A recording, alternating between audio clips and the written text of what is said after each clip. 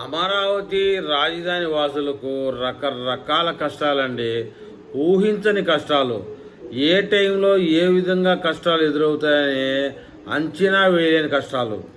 అమరావతి రాజధాని గురించి ఒకసారి రిటర్నబుల్ ఫ్లాట్లు తీసుకున్నాక దాన్ని విడగొట్టడం అనేది అవ్వదు అని ముందే చెప్పారట. అట్లా విడగొడితే రాజధాని స్వరూపం అవ్వదు, అది ముందే చెప్పారు. అట్లా విడగొడితే రాజధాని స్వరూపం మారిపోతుందని. రాజధానిలో చిన్న ఫ్లాట్ అయినా పెద్ద ఫ్లాట్ అయినా తీసుకునేటప్పుడు అప్పుడే చెప్పడం జరిగింది.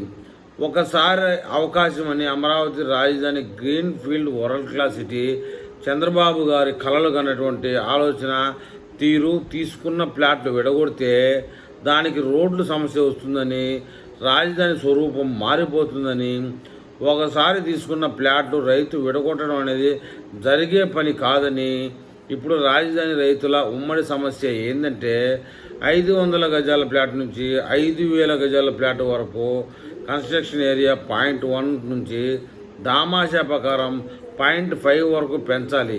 ఇది రాజధాని రైతులకి మెయిన్ సమస్య అమరావతిలో. మరి ఈ సమస్యని చంద్రబాబు నాయుడు గారి దృష్టికి వెళ్తే సమస్య తీరుతుందంటే తీరే అవకాశం కనబడడం లే.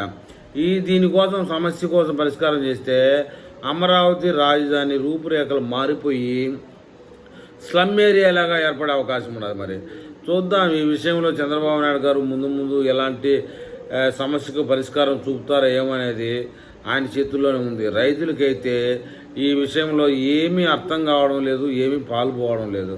గతంలో భూములు ఇచ్చేటప్పుడు రైతులు రిటర్నబుల్ ఫ్లాట్లు ఇస్తారు, మనకు దానివల్ల 4 ఇంతల ఆదాయం వస్తుంది అనేది తప్ప ఆ రిటర్నబుల్ ఫ్లాట్ ఈ సైజులో ఉండాలా, ఇంత ఉండాలా అనేది ఒక అనుభవం ఏమీ లేదు రైతులకి. అందువల్ల మరి ఈ చంద్రబాబు నాయుడు గారు మరి రైతులకి ఏ విధంగా న్యాయం చేస్తారేమో అనేది అర్థం కాని విషయం. ముందు చూడాలి.